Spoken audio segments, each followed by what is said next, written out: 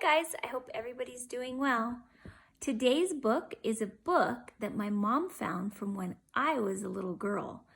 I was 7 years old, and this book is called The Giant Egg. It's a little bit old, just like Miss Ortiz, but I hope you guys enjoy it as much as I did when I was young. Have a great The Giant Egg by Charlie Damitz and Dixie Anderson. Pictures by Gail Roth. Easter Sunday is a special day at Charlie's house. Pookie the dog enjoys the day more than anyone else.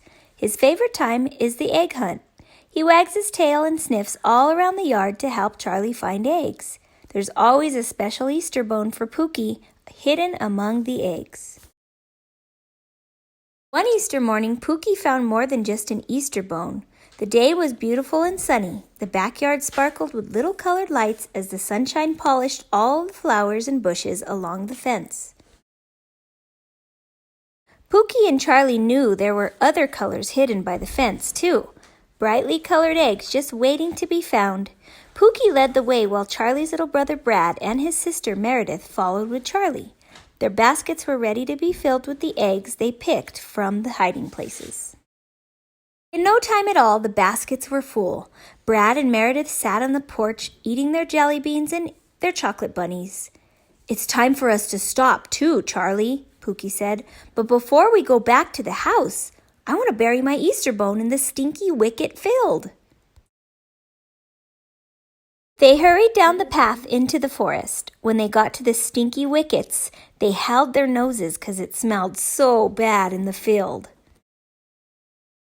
All of a sudden, in front of them sat the biggest Easter egg they had ever seen. It was giant. It was red. The egg was almost as big as Pookie and Charlie and Brad and Meredith put together. "I never saw such a big egg," Pookie said. "It can't be from our hunt." Charlie just shook his head. The egg was even too big to eat. "Help me, Charlie. We have to get this back to the yard as fast as we can." Pushed and rolled the giant red egg very carefully until they got it to the gate in the backyard. This is as far as the egg would go. It was too big to fit through the gate. "Now what do we do?" Charlie asked. "How are we going to find out what is inside?" "I think we should make a small hole in the egg so we can peek in and see the insides," Pookie said. Charlie ran to the shed and brought out a small ladder and a hammer and a nail. They put the ladder by the egg near the gate. "Carefully now, that egg will break, you know," Pookie warned. Charlie put the end of the nail gently against the egg and tapped with the hammer. Perfect. He made a nice little peek hole. Charlie looked inside. Pookie looked inside. They couldn't believe it. Inside of the red egg was a blue egg. It was just a little smaller so it could fit. Carefully, piece by piece, Pookie and Charlie peeled the red shell off until they had a giant blue egg. Then they made another little hole. What would they find inside the giant blue egg? Pookie peeked first. Then he let Charlie have a look. Inside the blue egg was a yellow egg. "3 shells," said Charlie. "This is an interesting egg. Maybe if we make just one more hole, we'll find out what's really inside," Pookie said. Tap, tap. Another hole. Another peek. Another egg. It was pink. Pookie and Charlie peeled and peeled, and every time they took the shell off one color, they would find another color on a smaller egg. Still, there was no answer to the mystery of the egg's insides. When they had peeled their way through the colors of the rainbow, they were treated to even more surprises.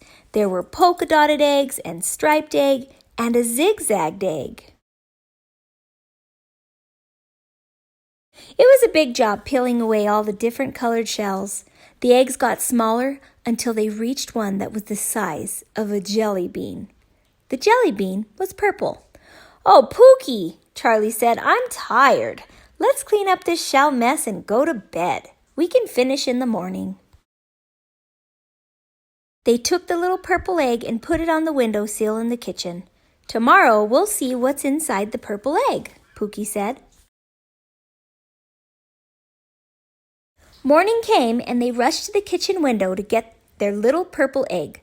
It was gone. They looked everywhere and couldn't find it. Where could it have gone?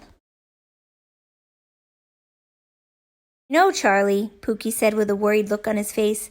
Your brother Brad loves jelly beans, especially purple ones. Oh my. Taking 2 steps at a time, they raced for Brad's room. Charlie knocked on the door. There wasn't any answer. Now they were really worried. They pushed open the door. What a mess! The room was turned all around and upside down. The dresser was knocked over, lying on its side. The lamps were on the floor. The books had been pushed off their shelves. The bed was broken at one end, and right in the middle of the bed was Charlie's brother Brad. Big purple Brad. He was huge. As he had grown, Brad had outgrown his room. His huge body had knocked everything down. Big purple Brad was asleep. What are we going to do? Charlie was worried. Go get the hammer and the nail, Pookie said. Had the tools, Pookie began to work very carefully. He tapped gently on Brad's giant purple belly button. Tap, tap, tap. A tiny hole appeared. Just as I thought, Pookie remarked as he peeked inside the hole.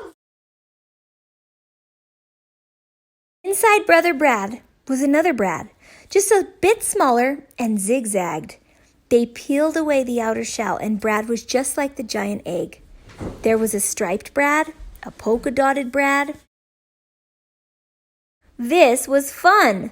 They peeled, and each time they got the shell of one color off Brad, they would find another color.